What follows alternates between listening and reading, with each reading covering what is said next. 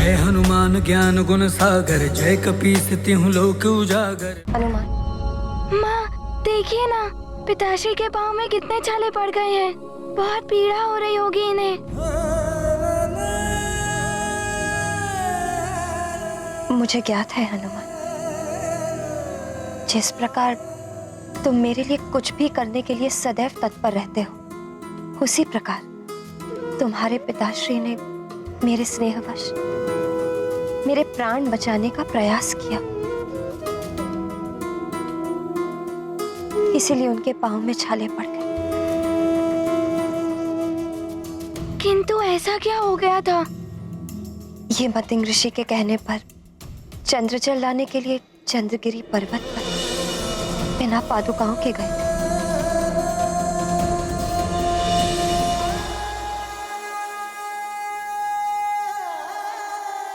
पिताश्री, आपको तो बहुत पीड़ा हो रही होगी ना?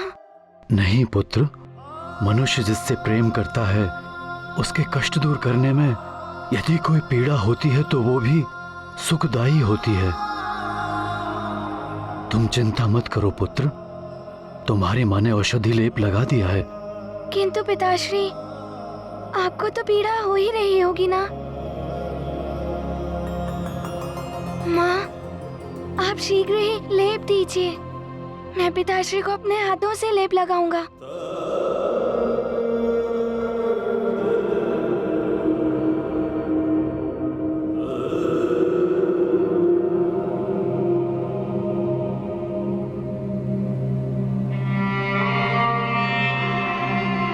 पिताश्री, पाँव रखिए यहाँ। पिताश्री, मैं नहीं था ना, इसलिए आपको इतना कष्ट उठाना पड़ा। किंतु आपने बताया तक नहीं और आप मेरे लिए युद्ध अभ्यास करने लगे। पुत्र हनुमान, माता पिता के लिए संतान के सुख के समक्ष किसी भी पीड़ा का मोल नहीं है। किंतु पिताश्री, आपको कष्ट में देखकर मुझे बहुत दुख हो रहा है। ये लो हनुमान।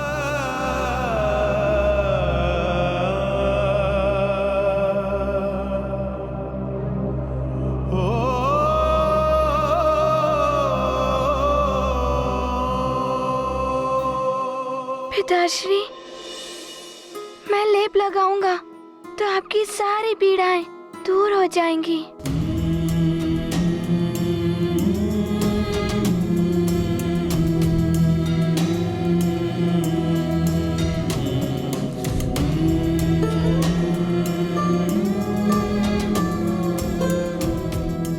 मुझे तो असीम सुख की अनुभूति हो रही है पुत्र। माता पिता को सबसे बड़ा सुख तभी प्राप्त होता है जब उसकी संतान उसकी सेवा करती है।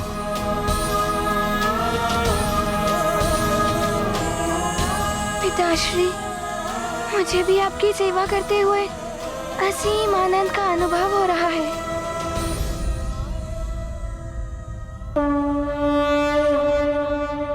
ये गाथा महाबली हनुमत की, रुचिकर लीला राम भगत की। जय जय जय रघुनंदन राम, जय जय जय महाबली हनुमान। सच्चे सुत हैं मारुति धीर, मातु पिता सेवा व्रत वीर। जनक जननी सेवा अनमोल, जग में कौन लगाए मोल। आज्ञा पालन हनुमत धर्मा, सेवा कर्म सुपावन कर्मा। मारुति पुत्र बिरल जग माही, तुम समान सुत को नहीं चाहिए। ये गाथा महाबली हनुमत की, रुचिकर लीला राम भगत की। जय जय जय रघुनंदन राम, जय जय जय महाबली हनुमान। उस अबोध बालक को तो ज्ञात भी नहीं है कि जिन देवताओं और सृष्टि के लिए उसने बार बार कष्ट सहे, अपने प्राण संकट में डाले, वही देवता उसके विरुद्ध देव सभा का आयोजन कर रहे हैं।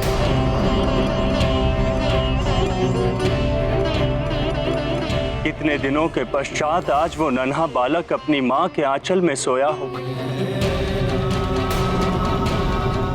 देवराज, उसे पुरस्कार देने के स्थान पर हम उसे दंड देने के लिए विचार विमर्श करेंगे।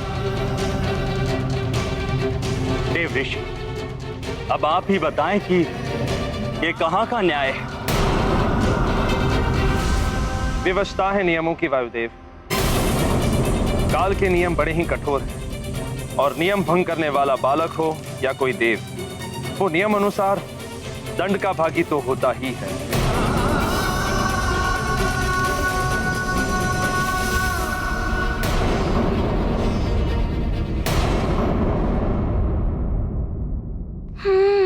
वो स्वप्न, किंतु पिताश्री तो वैसे भी कष्ट में है। उन्हें स्वप्न के विषय में बताऊंगा तो वो और विचलित हो जाएंगे। मैं स्वयं ही स्वप्न के विषय में समझने का प्रयास करता हूँ। यही है वो स्थान जहाँ से वो आसुरी छाया आगे बढ़ी थी।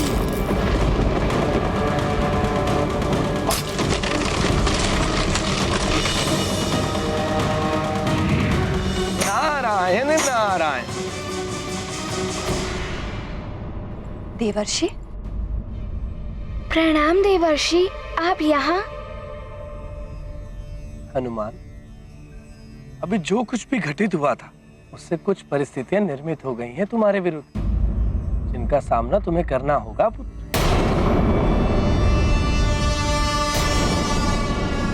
प्रणाम देवर्षि। आप किन परिस्थितियों के विषय में बात कर रहे हैं? हनुमान से कोई भूल हुई है क्या? देवी अंजना, अंधकार को दूर करने के लिए ज्योति स्वयं को जलाती है। इसे ज्योति की भूल कहेंगे क्या? ऐसी ही कुछ भूल हुई है हनुमान से, किंतु इसे भूल समझने वाले देवताओं ने हनुमान को दंड देने के लिए देव सभा बुलाई है।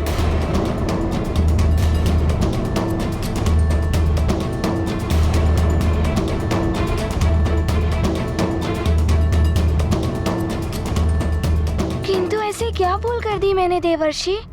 हनुमान पुत्र, तुमने सृष्टि की रक्षा करने के लिए काल चक्र को विपरीत दिशा में घुमाया था।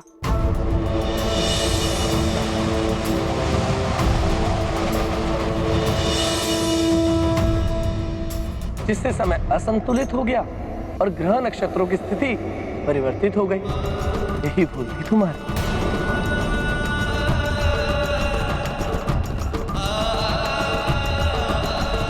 हाँ देवर्षि, कालदेव भी मुझसे इसी बारे में कुछ इंगित कर रहे थे, किंतु कोई बात नहीं, मैं अपनी भूल को सुधारने का प्रयास करूंगा। इस विषय पर विचार विमर्श करने के लिए कालदेव ने देव सभा बुलाई है। उनका मानना ये है कि तुमने उनके कार्यों में हस्तक्षेप किया है। पुत्र हनुमान, भूल चाहे अज्ञानवश ही हुई हो, किंतु उसे सुधारने का प्रयास तो करना ही चाहिए। और साथ ही क्षमा प्रार्थना करने से दोष का मार्जन भी हो जाता है। इसीलिए तुम्हें कालदेव से क्षमा अवश्य मांगनी चाहिए। ठीक है माँ, मैं ऐसा ही करूँगा और प्रयास करूँगा कि ग्रहों की स्थिति भी ठीक कर पाऊँ। हनुमान, ये जान लो पुत्र कि देवता जब रुष्ट हो जाते हैं तो अनिष्ट की संभावनाएं बढ़ जाती हैं। इसलिए उचित होगा कि तुम अविलंब जाकर स्वयं ही देव सभा में उपस्थित हो जाओ। आरोपी के स्वयं उपस्थित हो जाने से भी दंड प्रक्रिया में उदारता से निर्णय लिया जाता है। किंतु वहाँ कोई... माँ, आप चिंता मत कीजिए, मैं शीघ्र ही लौट आऊंगा। आप केवल मुझे आज्ञा और आशीर्वाद दीजिए। मेरा आशीर्वाद तो सदैव तुम्हारे साथ है पुत्र। अपना ध्यान रखना पुत्र।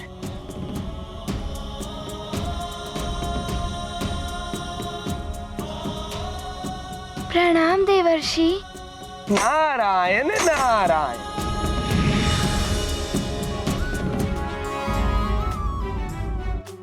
आज्ञा दे माँ।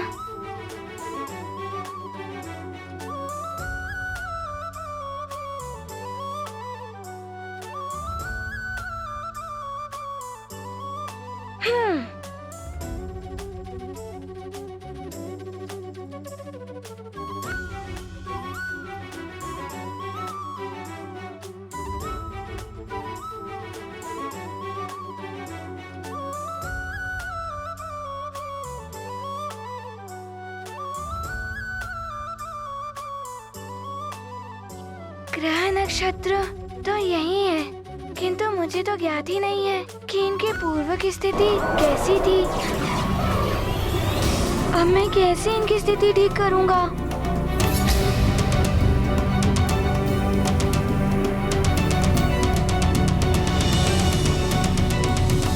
ये लो जल से भरा पात्र। इस जल से भरे पात्र को लेकर तुम्हें संपूर्ण सृष्टि की परिक्रमा करनी है और ये स्मरण रहे कि परिक्रमा लगाते हुए तुम्हें मार्ग में जितने भी उल्कापिंड मिले तुम्हें उनकी गणना करनी है। गुरुदेव सूर्यदेव, शिक्षा ग्रहण करते हुए मैंने पूरे ब्रह्मांड का भ्रमण किया था। उस समय को स्मरण करना होगा, तो ही मैं इन सारे ग्रह नक्षत्रों की स्थिति ठीक कर पाऊंगा।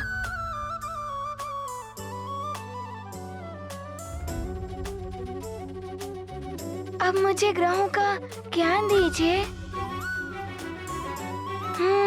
तो ये है ग्रह नक्षत्र की स्थिति, किंतु आज की स्थिति?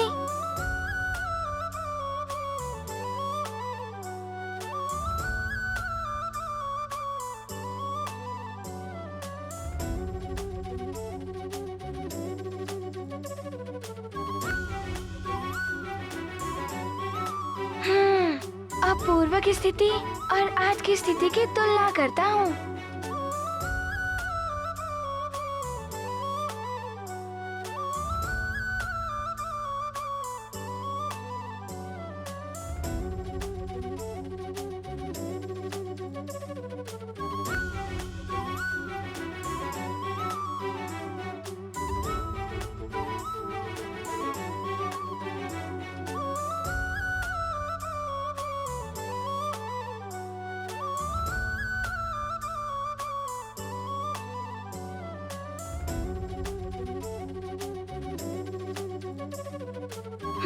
अब ग्रह नक्षत्रों की स्थिति पूर्ववत हो जाएगी।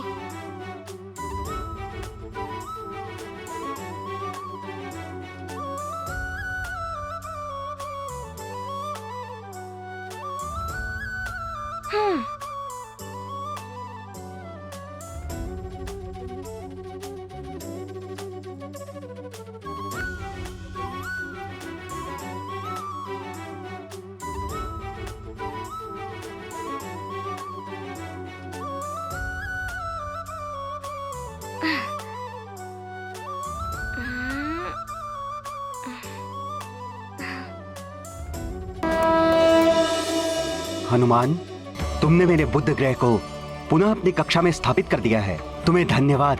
क्षमा करें बुद्धदेव। तुमने मेरे ग्रह की स्थिति को ठीक किया है हनुमान।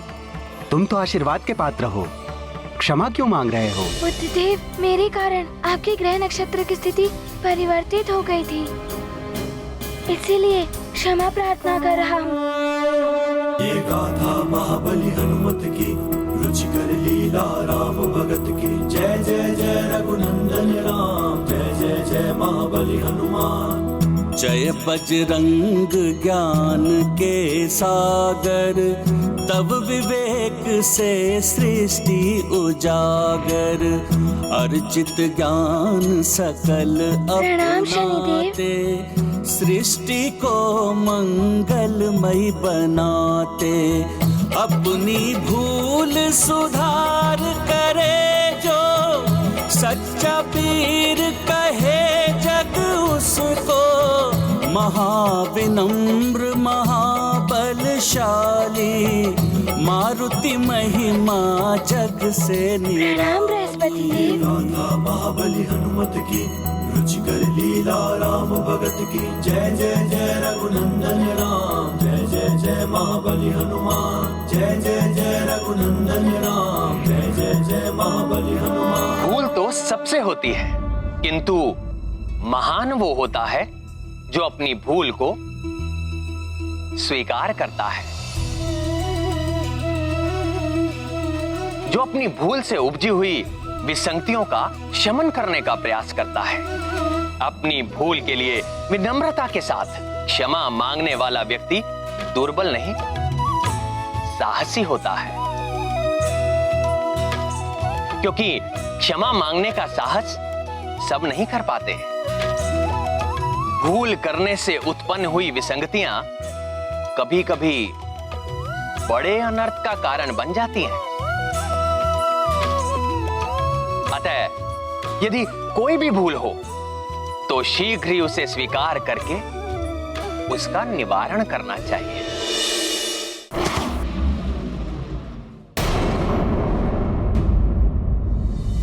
प्रणाम कालदूतों, मैं केसरी नंदन अंजनी पुत्र हनुमान हूँ।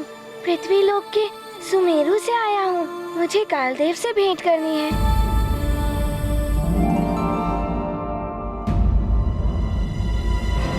हनुमान, अब तुम यहाँ क्या करने आए हो? पहले तो तुम्हारे पास कालदेव के लिए समय ही नहीं था। मुझे क्षमा करें चित्रगुप्त जी, उस समय मुझे मेरी माँ का वचन एवं व्रत भी पूर्ण करना था, और मैंने कालदेव से ये भी कहा था कि मैं वापस आऊंगा और उनसे क्षमा मांगूंगा।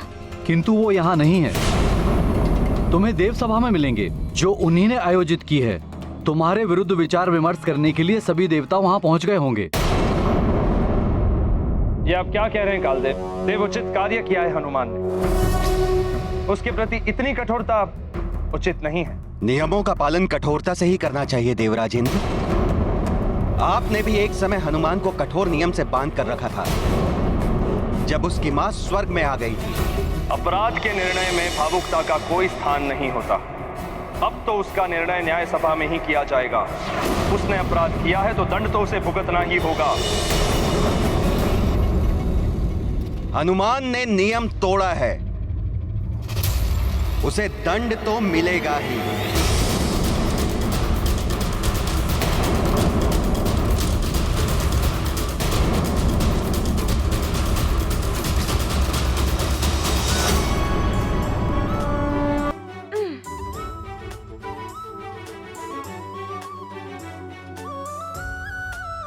प्रणाम देवगणों। कल्याण वस्तु। प्रणाम कालदेव। हनुमान, तुम्हारा स्वागत है सभा में। क्षमा करें देवराजेंद्र, हनुमान इस समय अतिथि नहीं आरोपी है। आप उसका स्वागत कैसे कर सकते हैं?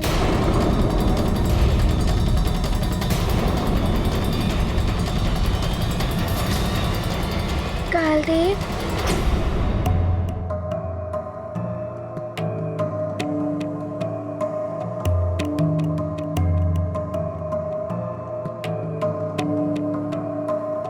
कालदेव, आपका रुष्ट होना तो स्वाभाविक ही है।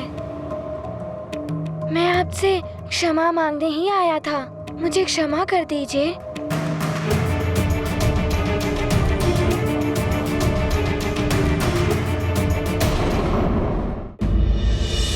नारायण नारायण।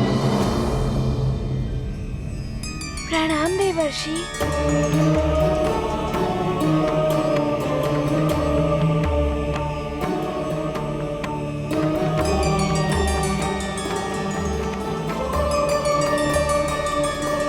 कालदेव, मैं स्वीकार करता हूँ कि मैं अपराधी हूँ, किंतु मैंने सृष्टि की रक्षा के लिए ये सब किया। मुझे ज्ञात है कि तुमने सृष्टि को बचाने के लिए अज्ञानवश ये सब किया है।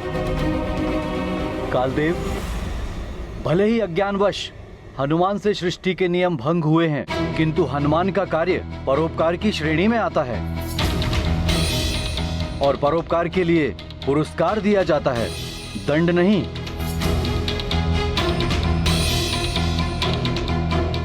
हनुमान ने क्षमा प्रार्थना कर ली है कालदेव।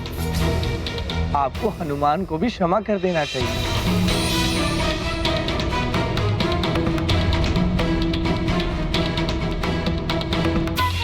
आप मुझे क्षमा कर देंगे ना कालदेव?